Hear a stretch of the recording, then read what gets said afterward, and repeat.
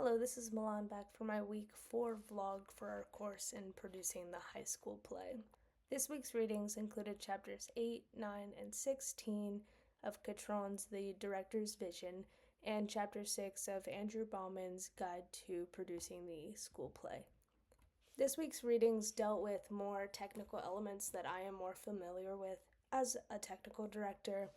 Chapter 8 talked about music, which was defined as all of the sounds of a play, including instrumental sounds, actors' voices, how they form words, and sound effects.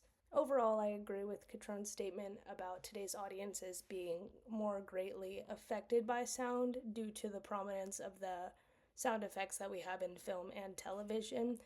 So being able to bring these elements into the theater is really cool and captivating for audiences.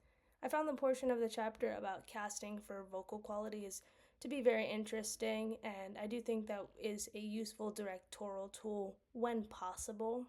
The chapter discusses sound effects, which is something I work with in my current role.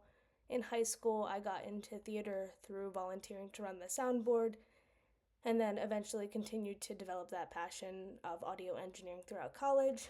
And now I work with our main director and our music director as our technical director to decide what sound effects will be incorporated into our production and how they will be.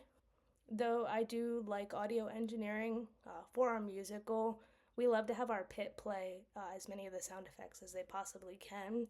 I do feel like that adds to the production in a way that a sound played over the speakers can't. I really enjoyed the sound plot for A Raisin in the Sun that was included in this chapter, and I do have my students in my technical theater course complete a similar assignment like this where they map sound cues. They also do lighting cues and other things as well. Chapter 9 continued to examine the visual aspects or spectacle, things like scenery, lighting, costumes, makeups, props, and projection. Again, as a tech director, these are the main elements of the production that I am dealing with. When I'm teaching my technical theater course and when I address stage crew, I often express my belief that the visual aspects of a production are just as important to the storytelling and the characterization as the lines that the actors are saying. So it was really nice to see that sentiment echoed in this chapter. Catron highlights that spectacle is not just decoration, it helps create mood and tone, it enhances the play's meaning, and overall is something that can really engage and enthrall the audience. For me, the right amount of spectacle can really elevate a production, especially on a high school level where budget and other things are being considered. I am really proud to say that last year there was someone that came to our production of Little Shop of Horrors, and they thought that the third pod was an animatronic. In reality, it was a puppet that I had made. There was a person sitting inside of the pot with the head on top, and they just thought it was an animatronic, and I thought that was really cool, and it's something that I brag about. It's something that I'm proud about, and it just shows that spectacle can really take the production to the next level. Chapter 9 also discusses style, which I did find interesting. There is a slightly different approach that you take to a more realistic set versus something that is more representative. In the end, each process does end up being a little bit different in order to accommodate the production. But it always starts with reading the script and pulling out the visual elements that you want to create.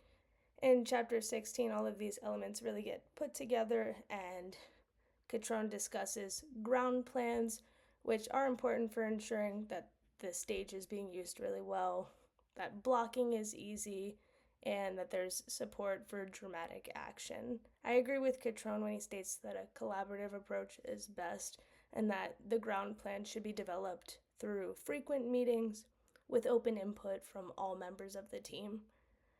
Overall, I like that the chapter really emphasized experimentation when developing a ground plan, and it also provided some really great tips on how to actually go about developing a plan, things to think about such as balance and your center line. For our last reading of the week, Baughman continues to provide great advice in his guide. This chapter offered good advice for coordinating technical elements, again, anchoring in community.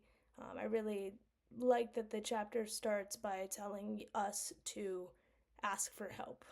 Send out an email, make an announcement, and ask for help and see who would be willing to get involved. When I first became technical director, it was very overwhelming to have all of these responsibilities, and I think it was because I was really trying to tackle them myself.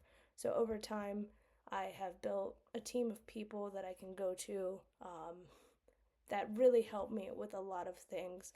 I'm lucky to have a father-in-law that taught tech ed for years, so he helps me with drawings. I have some former students that come back and help me build things, and all of the directors are really involved. So the community aspect that was emphasized in this chapter I find to be really important. I also think that there are some practical suggestions for lighting and sound. So the chapter suggests to keep lighting simple and to spend money on a sound system. Lighting design can be really fun, but it can be complicated, especially with a limited budget. So I always recommend just letting a kid play with the light board and see what they can come up with. They can usually do more than we can. And the suggestion to spend the money on the sound is logical to me because if the play cannot be heard, then there's really no point. So again, I do believe that Baughman is suggesting some pretty practical things here. My school has an older sound and lighting system, so we like to keep things simple. And then we purchase new lapel mics to ensure that the quality of the sound is the best that we can make it. Again, this chapter is really anchored in that community aspect, and I think that is a great suggestion for producing a high school play and using your resources wisely.